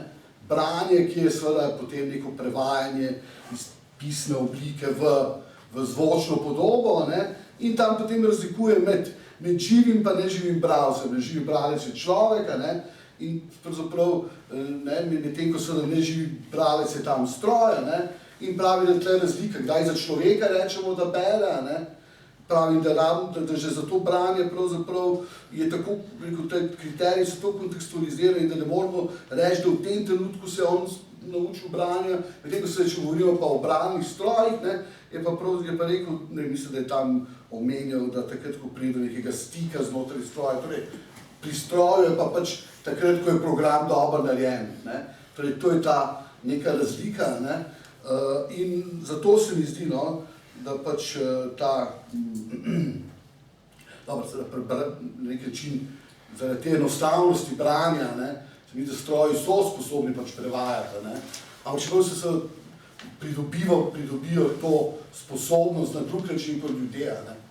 Na nek način bi lahko govorili, da stroj ima neko sposobnost, živali imajo sposobnosti, ne vem, v namravljice se tja obrne, ne, nima pa tega, kar bi rekel, raje knowledge how, ne, pravzaprav, ne, ker knowledge how je pa pravzaprav ravno to sledenje pravilov, ne, torej, da so pravile razlogi tvojega delovanja, ne pa da deluješ tako, da potem se vidi, da od zunaj, recimo, ne, da je to delovanje seveda v skladu s praviloma, ne, čeprav temu, mislim, nek stroj ali pa žival temu pravilu ni sledilo, ni bil to pravilo razlog njegovih delovanja, ne. Tudi, ne vem, na nekem mestu tam pravijo, ne, da v bistvu igranje šaha nisem premikanje figur, ne, po teh, ne, ampak mora biti tudi razlog, ne, igrati partijo, ne, zmagati v partiji in tako naprej, ne. Tako da bi v tem smislu lahko rekli, da so te računalniki, čeprav so zelo dobri dejansko, da igrajo šah, ampak pač nekaj počnejo, ne.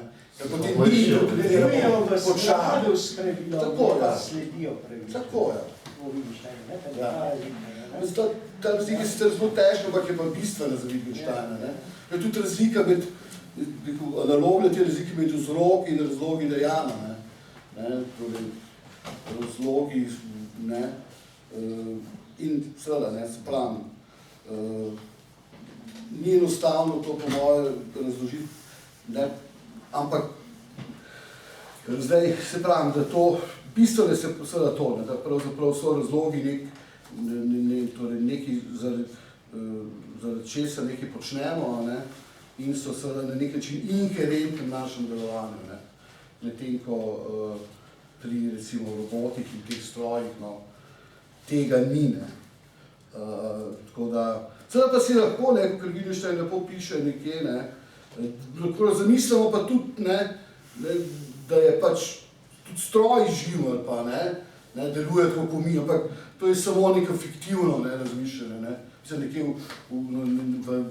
v raziskavah pravi, da si lahko tudi lon zamislimo, ne, da je živ in tako naprej, ampak to seveda ga ne bo še naredilo živega, ne. Tako da bi rekel, lahko tudi, bi rekel, ta stroj, ta Google razumel as if, ne, kakor da bi sledil pravilom, ampak dejansko ne sledi pravilom. Tako, morda še mi je uspelo kaj govoriti, misliš?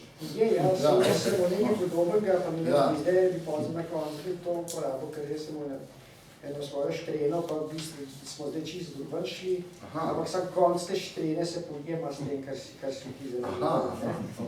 Tako da, seveda, kot sem prej rekel, to so tiste 3 variante, ne, da posameznik, ki zna slediti pravilu. Ko se uči, lahko sledi, se je tako naučil, da že sledi pravilu, za katerega se predpostavlja, da se ga uči. Ne. Potem lahko pa tega ne počne, pa so pa 3 variante. Lahko ne sledi temu pravilu, ampak enemu drugemu, podobnemu.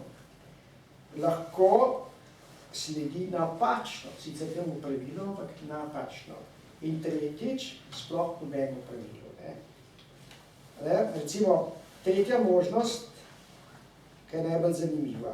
Obstaja tedaj, kadar kakšnega učenca poučimo o tem, da ne dela pravilno in potem ne dela več teh napak. Potem je jasno, da je samo napačno sledil pravilu. Zato, ko smo ga poučili. Če je toliko, da ga nikakor ne moramo naučiti pravilu nobenemu, potem si je sploh ni sposoben slediti pravilu. Potem gotovimo, da nenehoma zahaja nekam drugam. Pomeni, da sledi sicer enemu pravilu, ampak ne temu, kar mi hoče, pa da ga učimo. To so vse razumeli. Ker človeku te 3 variante so permanentno možne. Zdaj se je postavilo vprašanje, a so te možnosti značilne samo za ljudi, ali so pa tudi za živali oziroma strojne. Torej, a lahko tudi ti sistemi doživljajo neuspehe, napake in se učijo iz njih, v tem spornem smislu, v teh 3 variantah. Ali pa jim ljudje kvečemu pripisujemo takšno vedenje, pa zaradi delnih podobnosti v vedenju teh sistemov za človeški vedenje. Naprimer, ne vemo, ali živali poznajo pravila, ali jim lahko sledijo, oziroma posebej pa, ali lahko določa kakšna nova pravila, ki niso zgolj genetske dispozicije na reakcije in držanje. Ker človek lahko, kot je kreativ v tem smislu, lahko sledi novim pravilom. In še eno vprašanje, ki ostaje tukaj odprto, je, ali je sposobnost sledenja pravilom nujno vključuje sposobnost oblikovanja nekakšnih sporočil, sporočanja informacij o tem, kateremu in kakšnim pravilom sledimo, oziroma kako je treba slediti pravilom. Zdaj, da je za ljudi bistveno to, da znamo vsaj določeni meri sporočati svoje sledenje pravilom, imamo nekakšno refleksijo. Zato sem jaz rekel, da je to Mostlero trdi, da vidimo intenco v drugem. To je to povezano. Zdaj, temeljno filozofsko vprašanje se meni sicer po naslednje. Kaj pomenijo načelne razlike med sistemom vzročnih zvez in sistemom sledenja pravil? Ali se tu morda kaže nekakšen dualizem, namreč med naravo in družbo oziroma kulturo? Torej vprašanje, kako pa ljudje sploh pridemo z narave kot sistema zgolj vzročnih povezav, če A, potem B in tako naprej, v družbo in kulturo, ki jo opredeljuje sledenje pravilom. Wittgenstein sam je zgolj na nekaterih redkih mestih namignil na nekaj vrste dualizema, bi lahko temu rekli. Ali bolj na potrebnost nekega skoka iz narave v kulturo. V filozofskih beležkah, torej tekstu, ki je bilo med prvimi iz umestnega obdobja med traktatami in filozofskimi raziskavami, že tam je takole razmišljal o možnosti učenja jezika in učenja mišljenja. In sicer je vse skupaj, namreč ali se najprej naučimo govoriti ali misliti, vse eno. Kajti vsak otrok, ki se uči jezika, se ga uči le na tak način, da začne v njem misliti. Začne naenkrat, tu mislim, ni kakega predhodnega stanja, v katerem otrok sicer že uporablja jezik, to je tako rekoč zgolj za sporazumevanje, vendar v njem še ne misli. Predvsej kasneje, v letih od 47-48, to že v času, ko je že končal filozofske raziskave, je v svojih beležkah o filozofiji psihologije podobno napisal. Kako nenavaden pojav, da se otrok zares lahko nauči človeškega jezika.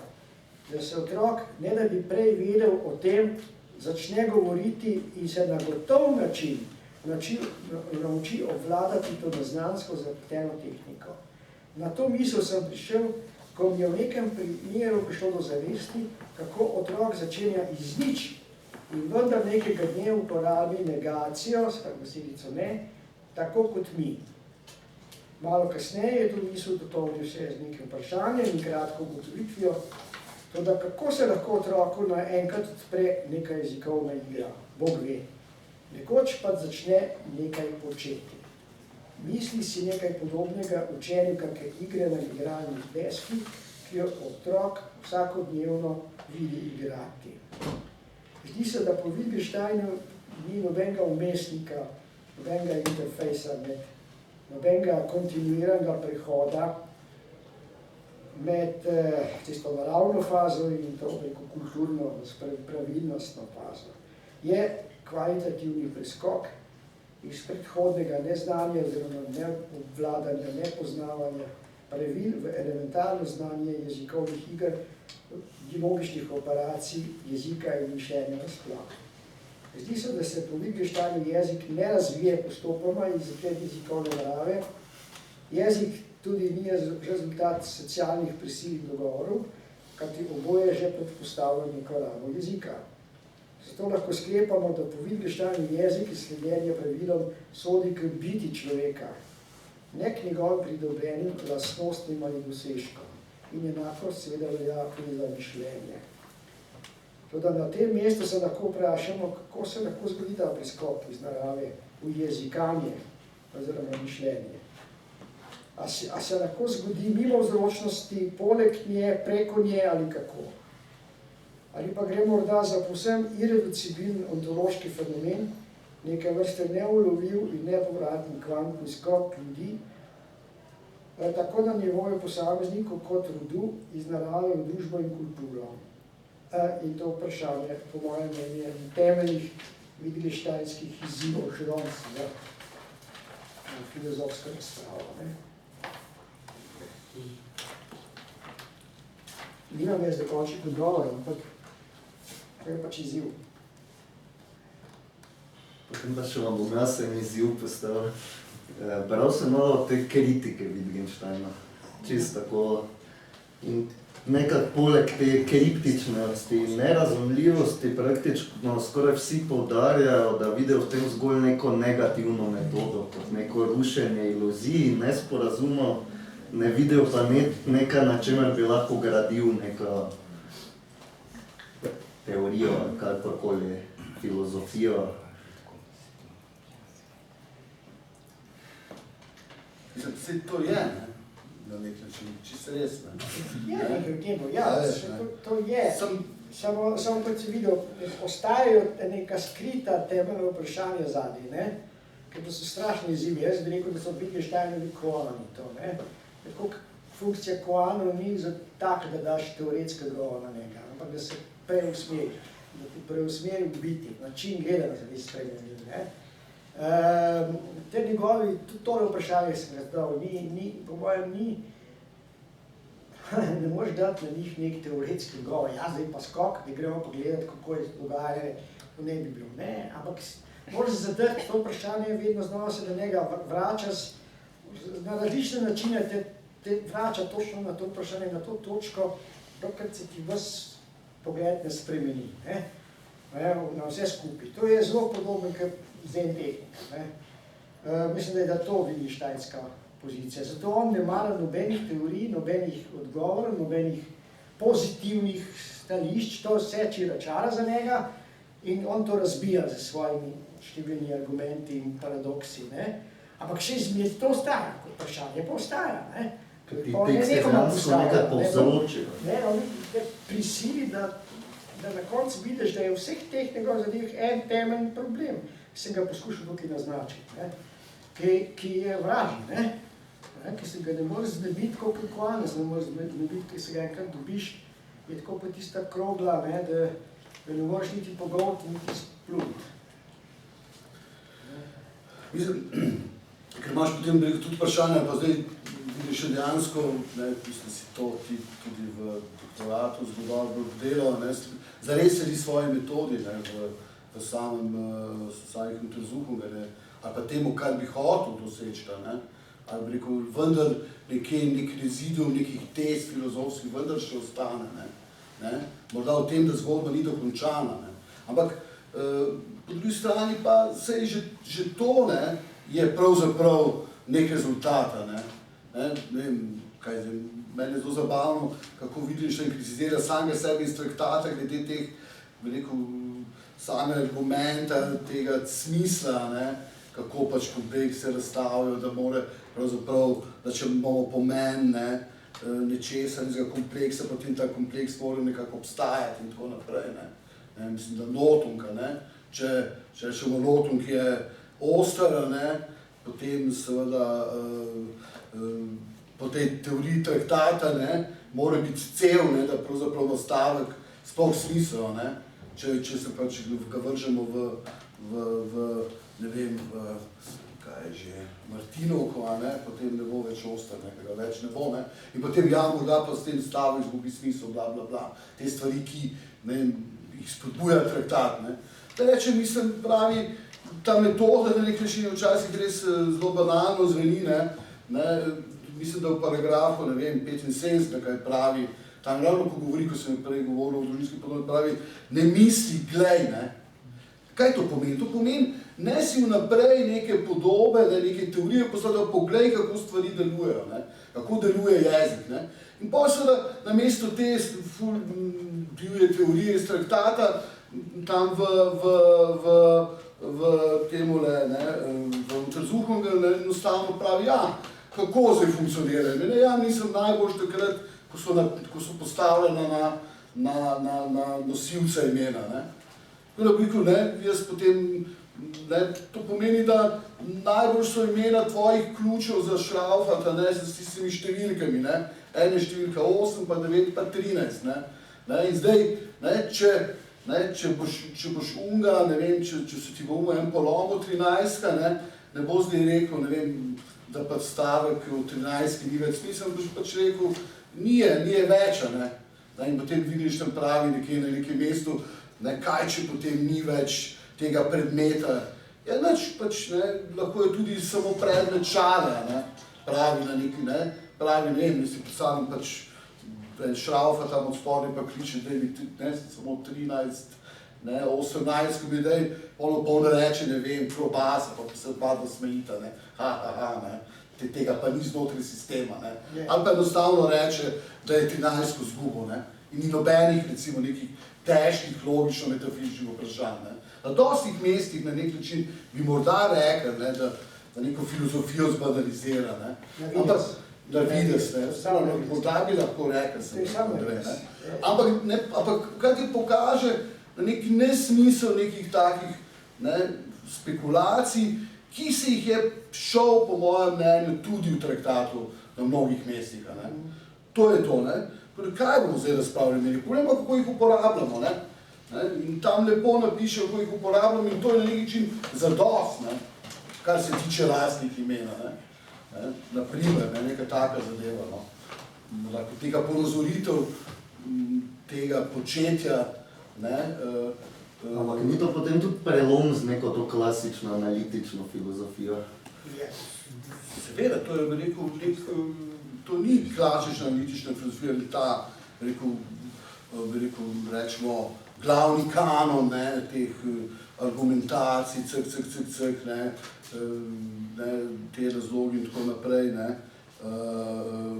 ki je pač prevladujoča, ne, na nek način, ne, lahko bi rekel, ne, da ni čist, ne, je to bolj na robu, ne, te mainstreama, ne, ampak zdaj, ponavadi pa so rezultati tisto, ne, ki pokaže, kaj v bistvu je, ne, ali ima Wittgenstein še kakšen, rekel, neko pomembno vlogo tudi v sodobni filozofiji. Jaz mislim, da na marsikateri točkah, ne, postaja vse pomembnejši, ne, ker se mora neka ta paradigma, ne, tega drugega dela, ko sem rekel, te enotne znanosti, ne, ki smo rekli, da po mojem že izhaja tam iz tega dela Dunajskega kroga, Karna, Neurata, ne, pol Klein in tako naprej, ne.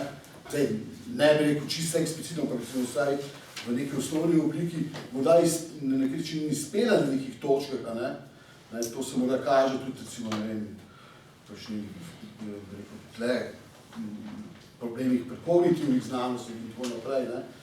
Tule, recimo, potem pa lahko pride vprašanje, ali lahko zdaj reduciramo, ne, neko naše delovanje, recimo, jaz te pišem v enem članku, etično, ne, na neko stanje enega robota, da se piše o robotski etiki oziroma etiki robotov, ne. Zdaj, ne, če lahko, potem se da bi na nek način, ne, lahko pač robota štel tudi potem kot nekega moralnega agensa, ne. Zdaj, če pa je, bi rekel, ne, dejansko sledenje pravilom v tej zablurani etični praksi, ne, tako bi rekel mnogotero, da seveda ga ne more izvesti neko stanje sistema, pa najbrž težko pripisujemo te, neke, ne, imate, bi rekel, da je lahko moralen agent v tem primarnem smislu, razumeš, ne. Tako da, ne, se mi zdi, da se nek način stalno prihajajo, torej te Wittgensteinove ideje kot koriste za neke razmisleke tudi v sodobnosti, ne. Torej, ali pa to vprašanje, se pravi, lahko razlikujemo med zgolj veščinami in vedenjem kako, ne. To, kar pravi, Raj pravi, vedenje kako je poznati pravilo, ne. Torej, mislim, Wittgensteinsko zna slediti pravilom in tako dalje, ne. To so vse po mojem stvari, ker morda, ne, kakor pravi, ne, Wittgenstein na predgovoru, k filozofskim raziskavam, da pač nekaj pravi v tmurnosti tega časa, ne, največ ne bojo moje ideje prišle do izraza, ne. Morda pa je zdaj čas za to, ne.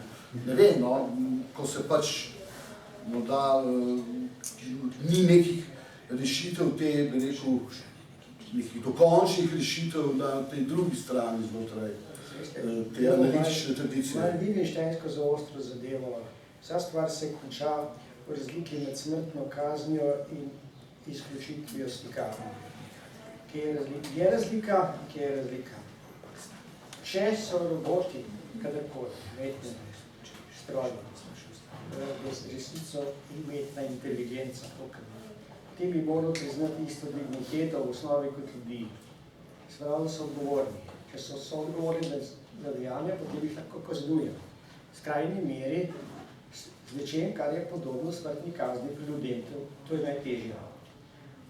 Kaj bi bilo v roboti, to, da ga izključiš, da ga ne moreš, ne? Ampak kaj je to smrtna kazen? Seveda ni. Kje je razlika? Razlika se sam kaže, ne morate jo povedati, jo pa čutite. Mislim, najbrž roboti nekaj dosti kjero. Ni to kazen, ne? Čisto hipo, če se bi pa ne vem, po kaj se čudi raziskali, da je to kazen, potem je pa živ, potem pa je robot, ni več robot. Odgovorno živo biti na isti ravni, kot smo mi. Potem ni več as human, ampak je human. Zdaj, kot ponavadi se tudi na tem večer včasih tega, Tako da bi zdaj odprli mogoče za kakšno vprašanje še iz Mi smo se segreli. Zdaj ne mislim, da še kakšno vprašanje. Moja kot našo kolegico smo čist prikrili in to je bilo zelo živalsko. Zdaj bomo pa ne iz zadnjih posledov. Na vse skupaj. Nekaj si izbel. Recimo, kaj pa Wittgenstein pa glasba, recimo? Isto ste malo več študirali, ne? Ja, tako se mi zdi zanimivo, no, da pač, recimo, primerjava z Schönbergom, recimo, kaj bi rekla. Ja, Schönberga, kakor je poznal, ne? Vem, ko se celo poznal. Pa Brahmsa, a ne, tega že, teh velikih, pa tudi. Pa Malerja, ja, to so hodili v hišo še, ko je bil fant, na obiske in so skupaj muzicirali in klavir igrali. To se pravi, glasba je za njega eden jezikov.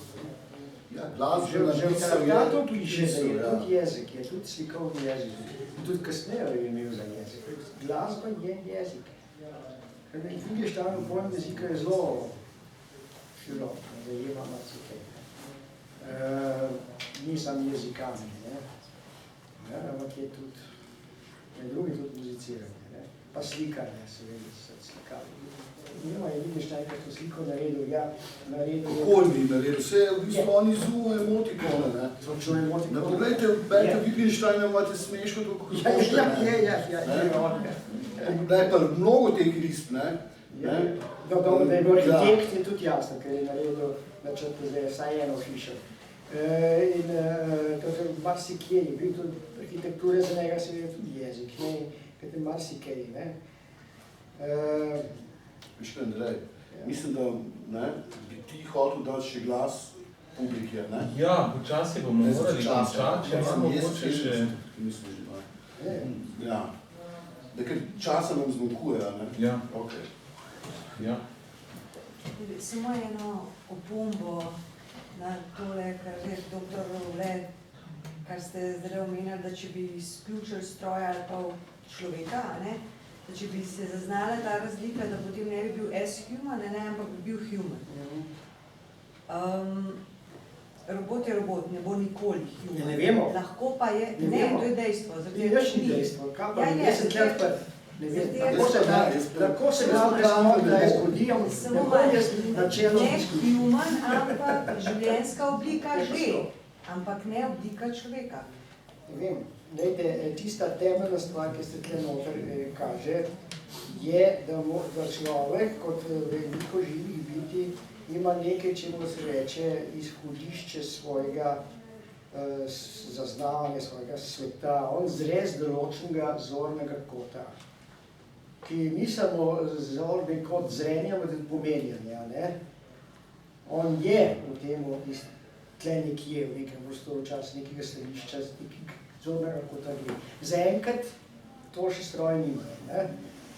Ne vem, a je to možno. Jaz imam občutek, da tisti hip, ko bi stroj, če bi stroj, kako bi stroj, ne vem. Eno tak, nekaj takega dosegel bi bil tudi moja intuicija, bi vstekal prej sposoben tudi slediti. To že, ampak kot življenjska oblika, ne kot človek. Kot življenjska oblika, ne kot človek. Ja, zakaj pa ne? Tisti hip bi bil odgovoren za svoje dejanja, kot so ga bi moral sprejeti za člana inteligentne družine poleg človeka razširi. Ampak ne, če smo zdaj Wittgensteinci, jaz prav bi zdaj Wittgenstein bom rekel, da je zdaj kako lahko govorimo o mrtvi stvari, ko je stoji, da ima obliko življenja. Drugo je pa je to, da Wittgenstein sam pravi, da je vprašanje, rekel, ali stroj lahko misli kategorijalno oziroma pojmovno, da je to pojmovno nemogoče, ne pa hipotetično nemogoče. Ne drugo, da bo nekaj probat zgoditi, pa gledajmo, če misli. Ne. Pravi, vprašanje bi strojna komisija enako vprašanju, ali ima število barvo. Tako nekje piše v Untersuchungen. Pa tudi neka ideja vseeno tega AI-ja ni bila, če stroj lahko misli, ampak da človek ne misli, se pravi, da je naše mišljenje samo nekaj mehanično. Ravno obratno, ja, tako je. To pa seveda je še bolj novo, ker to pomeni, da potem to pa bi jaz rekel, da je Wittgenstein nesmiselno vprašanje, če stroj lahko misli. No, se tudi tisto govor o Turingovi mašini, ne, To so ljudje, ki niso nekje pravi, mislim, da filozofija psihologije. No, s Turingom sta se skozi dejala. Jaz sem tle mečkem bolj odprt, to se pravi, če smo ljudje nastali iz narave, tako narave, kakoli že to pomeni, pa magari z Božjo pomočjo, zakaj ne bi s človekovo pomočjo. Ta zgodba ponovila. Ne izključujem načelu temu. Teorije simulacije. Sam seveda potem ne bi bil več to strop. Še kakšen drug mogoče komentar, pa kakšno vprašanje še v zadnjem? Tega ne moreš izključiti, ampak ga moraš obsoditi na smrt in ubiti. Kar je čist nekaj drugega. Zdaj pa dal še en komentar. Meni je to izredno zanimivo, da ste se dotaknili dveh stvari v bar, ker sem se nekaj profesor Ole. Pravzaprav ena referenca sem tukaj mečkam pogrešal. Ker tukaj imam pravzaprav že v osnovi ta problem sledenja pravil. Se lahko nahaja že v Kantovi tretji antinomiji. V njegovem paradoksu oziroma antinomiji razmerja med naravo in med svobodo. Tudi vemo, da tam pravzaprav ravno za ta problem. Na eni strani imamo naravne zakone, naravne vzroke, na drugi strani imamo seveda človekovo svobodo. In samo po sebi pravzaprav to tvori že eno izhodiščno jedro. In meni se zdi, da tukaj je Pittsburghska šola, je potem tukaj tudi gradila nekaj na tem, to so McDowell Brighton in tako naprej. Oni so sicer preko Hegla, Hegel vemo, da je bil velik kritik, pravzaprav te obstaja sproti antinomije. Ampak oni vem, so uporabljali tudi nekaj same raziskave na Wittgenstein, tako me zanima, če kaj veste na tem. Prvo kratko vprašanje, drugi pa sam čist kratek komentar. Še bolj zanimivo mi pa bilo, da ste omenjali tudi Tomasela, Tomasela. Je sicer izjemno zanimiv psiholog, ampak jaz bi tukaj dal še eno dobra referenca, pravzaprav pri Tomaselu je, ker nekako skoraj se mora z njim omenjati, je tudi Cavell, Stanley Cavell, ki je pa seveda Wittgensteinov skoraj, ki je pa zanimiv zaradi tega, ker je pravzaprav ravno ta moment acknowledgement. Se pravi, acknowledgement kot nujni pogoj za neko normalen razvoj kognitivnega, normalen kognitivni razvoj človeka, ne bo pa raziskava autističnih otrok pri Tomaselu in tako naprej, in šimpanzov seveda. To sta v bistvu dva. Hvala za komentar in pripombo. Pravim, v bistvu Tomasela zame Wittgensteinus znotraj psihologije, sem namreč kolega strinil z mano. Glede Kanta bi pa tebe, nekaj si pa tako velik močen za Kanta, glede na tvojo knjigo. Premač problem sledenja pravil. Ali že pri Kantu to? Se pravim kolegu, je prisotno seveda to, jasno, kam je tudi. Prvič je sam Wittgenstein zelo blizu Kantu, marsikje. Kant je za njega eno filozofo, ki jih je stalno prebiral. Delno tudi Schopenhauer, torej bral je Kanta stalno, delno tudi Schopenhauer, bral je Platon, bral je Augustina, bolj mali je bral, ampak definitivno je Kanta bral. Ne sem bral, ampak z njim živel. Če pa Kantova ideja in on Kant govori o pravilih, o sposobnostih za ne uporabljam besede sledenje, pravil, ampak pravilno ravnanje in tako naprej, da je to pač povezano s tem, da ima človek nek odnos do neumenalnega, da nisem fenomen, ampak je, če ima fenomen, ampak je pa fenomen, ki je naravnan na neumenalno. To je pa njegov nujno tako za svobodo, kot za pravilnost, pa naprej. Wittgensteinu, če bi ga takole prenesli, bi rekli, ta odnos do transcendentalnega, do neizrekljivega, ki je tisti nujni pogoj možnosti, da obstaja človek kot bitje sposobnosti sledenja pravil. Seveda je pa zelo nevaren tako pozicijo reči, ker to bi pomenili iz Wittgensteina delati pozitivno teorijo, nekakšno teorijo človeka, sveta in tako naprej, kar bi Wittgenstein saj mumljal proti godrnjav, če ne bi še hujega rekel. To so vse stvari, ki so zelo bistvene, ampak se morajo kazati skozi ne toliko svoje govorenje, skozi svoje ravnanje.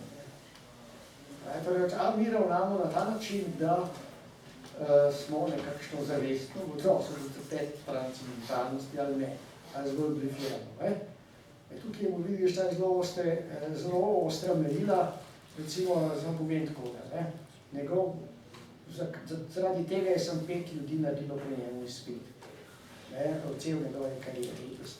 Vsi ostali so padli, nekih je naredilo samomor, potem, ko so ne vem koliko delali izpit pakali. To je bilo zelo katastrofalno. Recimo je bilo tak, vidite, kako to gleda. Učenca je rekel, ja, bomo videla se govorila tako, peva najprej se sprehajati tukaj na vrh, tam sem bil v tistem delu Cambridgea, kjer je bil njegov tist lep, je lahko rekel, sopca, sudnje in tak mehen vrtek, in tam sta se sprehajala z učencem, bodočim kandidatom za izpit. Potem ste recimo, da nešle besede na filozofsko temo, nekako, recimo filozofsko temo. In če je učenec začel tam vehementno razlagati neko filozofijo, sploh ni bil pripuščen, če je sam mestoma namignil malo na filozofijo, pa v resnici uspešno govoril o rožicah, potem ga je Godrnaje sprijel in je šel na izpit. Z malo možnosti da naredi. Če je pa konsistentno, sta se pogovarjali zgolj o rožicah, tako naprej, ampak v tistem, kolikor sta se pogovarjali o rožicah, ni bilo samo banalno razpravljanje o tem, kakšne so rožice, ampak se je kazalo nekaj več, ta kon s tim, da je vidiš, da je rekel, pridi, in potem je postavilo vprašanje. Izpit pri Wittgensteinu pa so rekli, da še najbližje je to zasliševanje pred špansko inkvizicijo. To so tisti prizadetniki, ki so to skozi leta. Skratka, stvari bile zelo ostre in zelo zares. Tukaj se kaže ta kantovska, ta odnos, skozi dejanja, skozi vedenje, skozi dejansko temeljni bitni odnos. To je bil hud izpit, tukaj mislim, da bi bil vsi pogledali. Niti na začetce ne, tam lahko bi že padli na začetku. Tako da, tako približno to. Mislim, da bomo morali s to mislijo končati, ker nas preganja čas. Zdaj je še neka priložnost, recimo, da še kdo kaj pokomentira in sicer v komentarjih YouTube posnetkov, ko bo objavljen na YouTube ali pa na Facebook profilu, ki ga ima odslej tudi društvo, ki ga lahko všečkate. Gašper Pirc je naredil ta profil pred kratkim, da si pogledate, bo pa nam Gašper tudi še zdaj povedal nekaj o naslednjem dogodku, ta še namreč ni bil zadnji v tej sezoni. Mislim, da je bilo še eno vprašanje tam zadnje, da vprašanje ne. Jaz bi vas rad vsem skupaj povabil na v bistvu naš največji dogodek do zdaj, ki bo 17.6. v dvorani Slovenske Matice in v njem bomo več kot 10 gostov med 10. in predvidoma do večera. Potem na takem posvetu, ki se imenuje Mesto etike v družbi, predstavljajo svoje izdelke. Bo Mesto etike v družbi se imenuje. Predvsem bo poskušal z različnih perspektiv nekako razumeti, kako je pravzaprav moč neko filozofsko razmišljanje v etiki pretopiti tudi v neke konkretne, etične, da rečem tako, razmišljanja, pa neke konkretne izkušnje etike v družbi. Se pravi, gre se predvsem za vprašanje, kakšno vlogo še ima filozofija pri razumevanju etike. In že zdaj lahko povem, da bojo nastopili avtorji oziroma filozofi tako iz Maribora, kot iz Ljubljane, kot iz Primorske in bo izredno zanimivo, tako da ste že zdaj vabljeni. Do takrat pa seveda spremljajte našo spletno stran, našo Facebook stran in hvala lepa. Hvala vsem.